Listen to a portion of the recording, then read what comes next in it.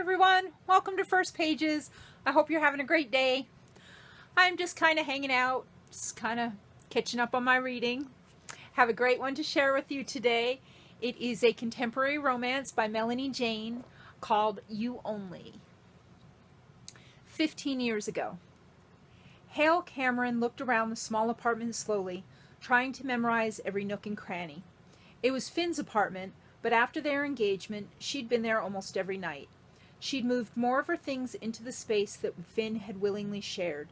Then, as the preparations for the glass trial took more and more of Finn's time, she'd stayed over less and less. "Honey, the clock's ticking. What's left to do?" her dad asked quietly. "Everything's packed and loaded. I think we're done here," Hale replied as she circled the living room, touching a book on one of the shelves, straightening the antique hourglass that she'd given Finn during their first Christmas together. "I thought there would be more of your stuff here." Hale focused on Jasmine Wayne Benton, her best friend since infancy. Jasmine looked like she wanted to make a run for the door.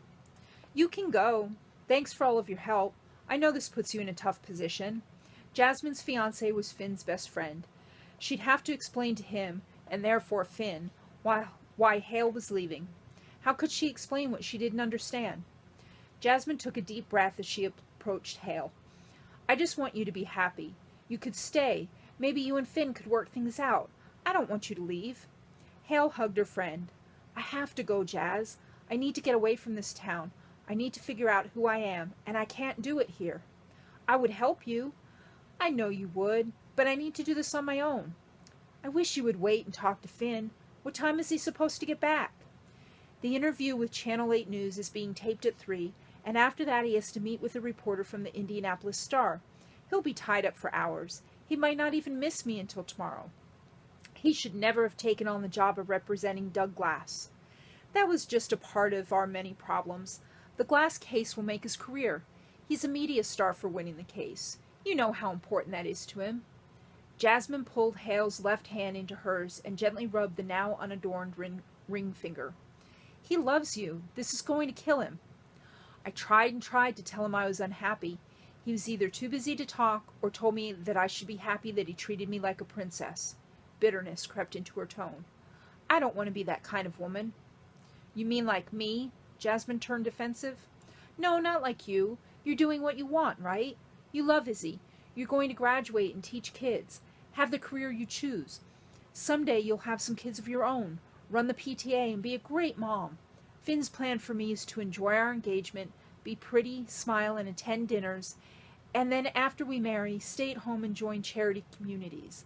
I would be his accessory. That's not me. I want to be a partner, and I want my voice to be heard.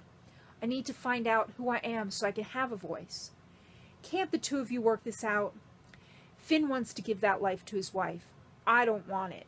These past months have been miserable. I can't live like this." Jasmine started to speak, but Hale cut her off. "I'm going to miss you, but I have to go somewhere that my family's name means nothing. Somewhere I'm not judged by my mama's actions or by my daddy's money. I've done nothing to earn my place. Everything I have comes from family money. I need to figure out who I am, and I can't do that here. Plus, there's a part of me that's broken, and the only person that can fix me is me." Hale kissed Jasmine's cheek and gave her one last hug. She watched her best friend walk to the door and leave. She turned to her father. Joseph Cameron had been very quiet during the girls' goodbye. "You want a few minutes alone?" Hale's heart swelled with love for her dad. He understood her.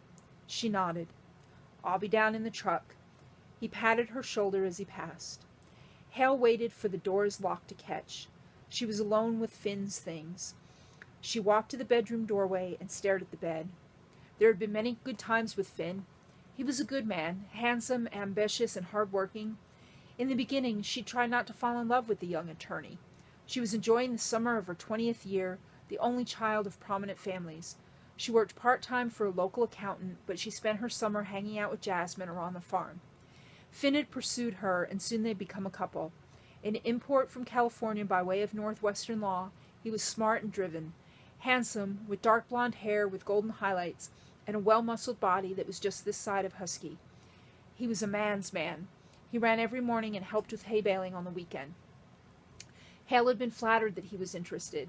She and her best friend were going to marry the next generation of powerful men in Whitleysburg. She'd been satisfied with that dream for a while, too satisfied. She wiped the tears that ran down her cheeks.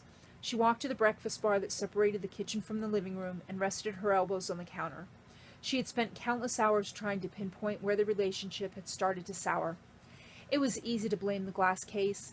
She had asked Finn not to represent Doug Glass. It had hurt when he ignored her wish and signed on as the lead attorney for the defense. She pictured Finn standing in the kitchen, dressed in his navy suit with the burgundy tie she had given him, explaining his reasons for taking the case. "Honey, everybody deserves the best counsel that they can buy. I can win this case, and then nothing can stop me in this town.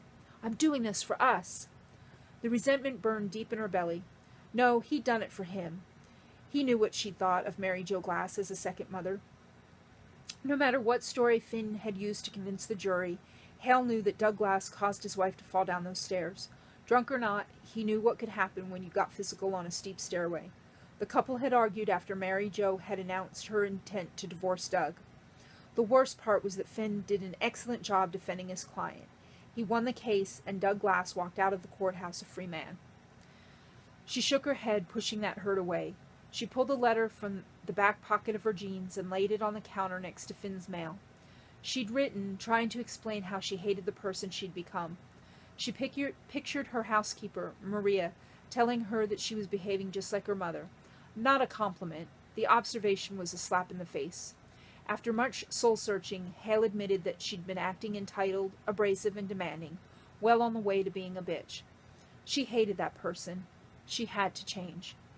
She ran her finger around the diamond one last time. She sobbed as she placed the engagement ring next to the letter. Jasmine was right. This would hurt Finn, and he wouldn't understand. However, he was handsome and successful, and he would soon find a replacement for Hale. He would get over her. She placed her set of keys next to the ring. At the door, she turned and looked at the counter. "You'd be better off without me, Finn." She made a swipe at her cheeks, squared her shoulders, and walked through the door for the last time. That sounds pretty interesting, doesn't it? I wonder what's going to happen. Are Finn and Hale going to reconnect maybe down the line? Only way to find out is to buy the book. The links are in the description. Again, this was You Only by Melanie Jane. And if you like First Pages, please subscribe to the channel so that you'll be notified when I post new videos. As always, thank you for your support of authors, and happy reading!